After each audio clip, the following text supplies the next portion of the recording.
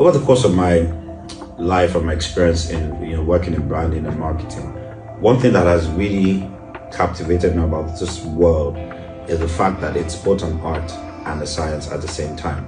Art in the sense that it's seeing brands come to life and being brought to life in its expression and its beauty, and especially when you're able to peek behind the brand to understand what its purpose is and what drives it. It's beautiful to see how it then comes to life in expression. And the science and the fact that if you understand that brands are just like science, are a byproduct of process, and if process can be repeated, outcomes can be repeated, it helps you in your pursuit of building your brand and building them to be very effective brands. I say this in the context of one thing which I want to talk about today, which is brand archetypes. Now, brand archetypes speak to the personalities of brands, and the fact that just like you are like an individual, a brand can have a personality.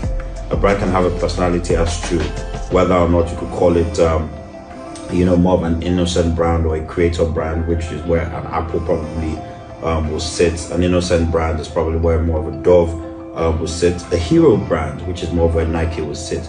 And as I've mentioned a couple in terms of creator, I've talked about innocent, I've talked about hero. And in all these archetypes that I've spoken to, you can almost instantly see how the archetypes have translated into the personalities of those brands. How Nike always wants to celebrate the hero that you are, and how they play the role as the enabler of the hero, right? And that sort of shows up in everything, the way the brand shows up, the way the brand speaks, what the brand supports and what the brand is aligned to and aligned with.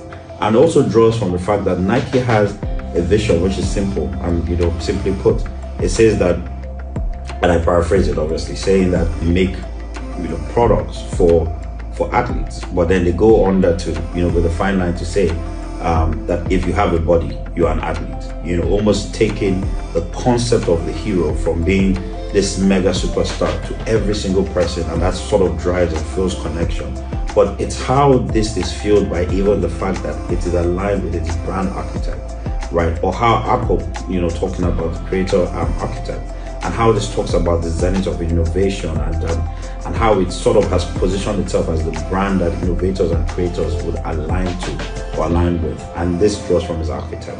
So if you understand that even the process of branding is, again, not just about throwing colors together, finding a fancy name and putting a logo together, but understanding what about this brand, what is the science and the art of this brand that gives it meaning and causes the two-way connection between brand and person. And that is what fuels the connection that will always translate to consistent purchase. So in summary, brands are not built overnight. Brands are built with intent and can be built to design to what it is that you want. And in a lot of instances, it starts with understanding the archetype that will resonate with the category which you want to target and that will deliver the most value to you.